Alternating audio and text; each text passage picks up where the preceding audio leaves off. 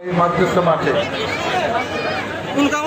এই উঠান বৈঠকে সম্মানিত সভাপতি উপস্থিত বিশেষ অতিথি আশুলিয়া থানা বিএনপি সংগ্রামী সাধারণ সম্পাদক আল্লাহ মোহাম্মদ গফুর, উপস্থিত বিএনপি অঙ্গ সংগঠনের বিভিন্ন পর্যায়ের নেতৃবৃন্দ,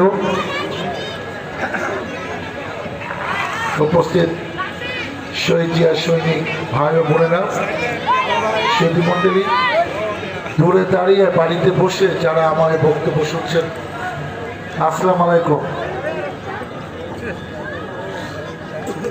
বড় দলে ছোটখাটো বিভেদ থাকবে, বড় সড়ো বিপদ থাকতে পারে, কিন্তু আমাদের মূল ঠিকানা হলো আমরা বিএনপি করি।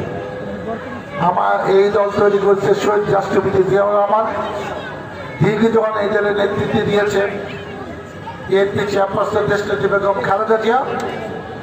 এখন এই দলকে দেখভাল করছে, যেহেতু তিনি দেশে নাই, দলের ভারপ্রাপ্ত চেয়ারম্যান দেশ নায়ক তারেক রহমান।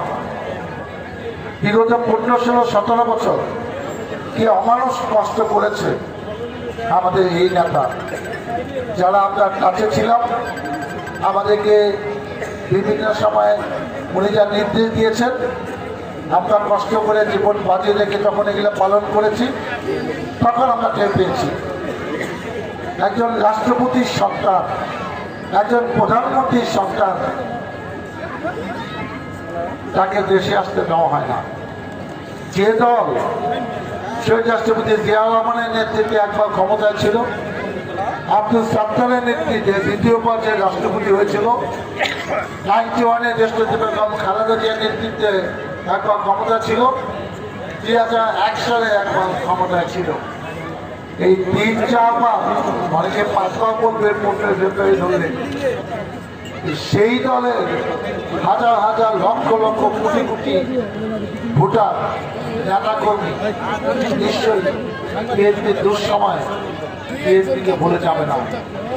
সেজন্য আজকে যদি বিএনপি ক্ষমতা না আসে, আমরা যে 17 বছর পালিয়েছিলাম, বাসায় থাকতে পারি নাই, জেলে ছিলাম, জেলে পালিয়েছিলাম, এই সামনে আসতে পারি নাই, কিন্তু আমরা কিন্তু বিএনপি থেকে কোথাও যাই না, কারণ এইটাই আমার ঠিকানা। আমি যাই করি। আজকে ডাক্তার সালাউদ্দিন আপনারা ছিলেন বিএনপি থেকে মনোনয়নে 96-এ 2001-এ এই ডাক্তার সালাউদ্দিন আপনাদের প্রতি সংসদ